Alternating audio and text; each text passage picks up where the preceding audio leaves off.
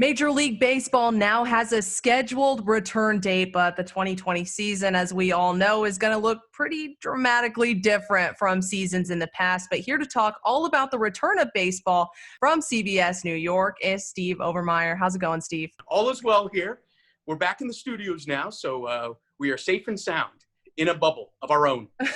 And that's kind of the way that MLB is going to be playing this season, of course, with limits on their travel and also a limited number of games, really, than what they're used to. And let's start with that. Let's start with the short season, because only playing 60 games, I mean, how is that going to affect the New York Yankees and the Mets' chances to contend this season? I think the Yankees were always going to be the favorites to win the World Series.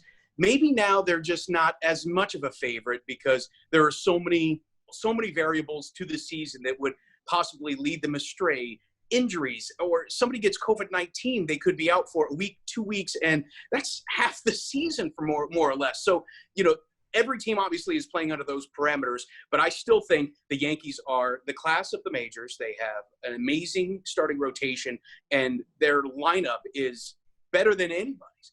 They hit 306 home runs last year, just one shy of the major league record that was set by the Twins this last year as well. And they did that pretty much without Stanton and Judge for a lot of those games. So you're going to be seeing a powerful offensive output by the Yankees this year. And I wouldn't be surprised if they hit like a 35-40 win mark if they play all 60 games.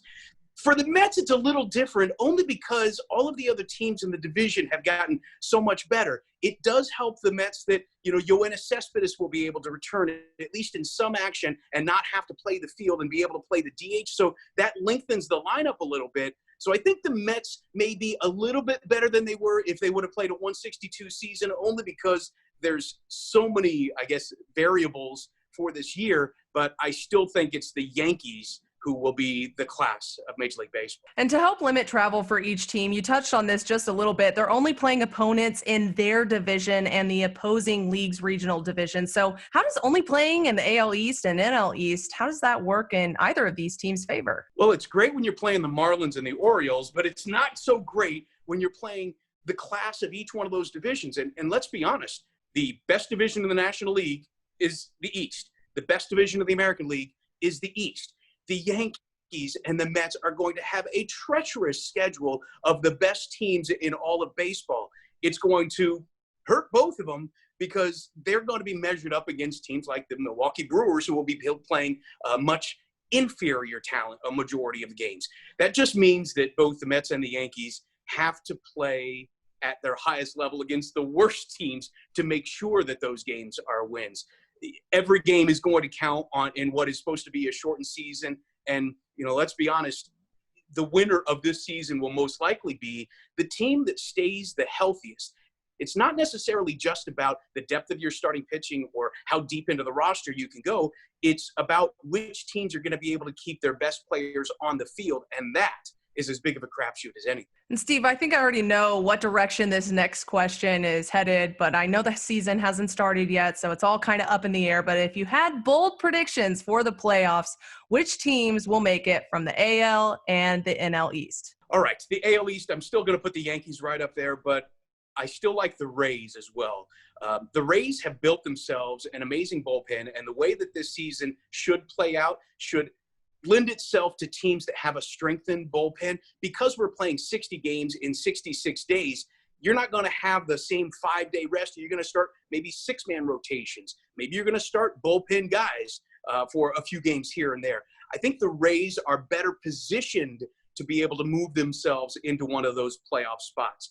In the National League East, the Braves are the class of this division, and they have a lot of things going for them. Number one, they've won this division 2 years straight. Number two, they've got a lot of young guys. The core of their roster are all young guys who theoretically will be able to bounce back on these shortened games in this, condensed season at a much better rate. I also think the Phillies, who underachieved last year, would be the other team from the NL East.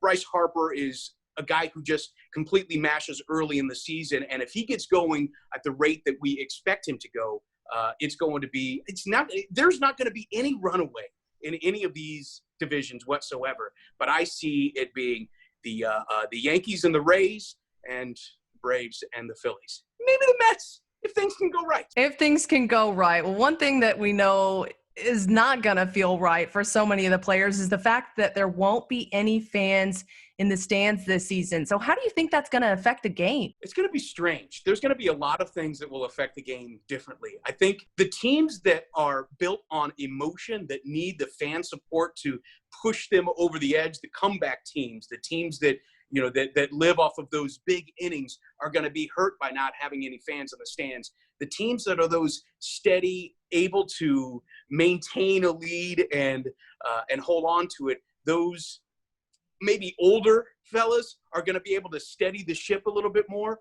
So it's really going to be such a tough thing to kind of predict which team rises to the top. But I think the first 10 games of this season are going to go a long way, because if you start out the season 1-9 with or without fans to boo you, maybe it'll work better for some teams because they won't get booed. But if you start out the season in a horrendous way, you're going to have an amazing final stretch just to make it to the postseason. And they won't have the fans there to help buoy them when something big happens. Steve, thank you so much for joining me today and for all your expertise on the upcoming MLB season. It all gets underway, by the way, July 23rd and 24th. I'm Katie Johnston for CBSNewYork.com.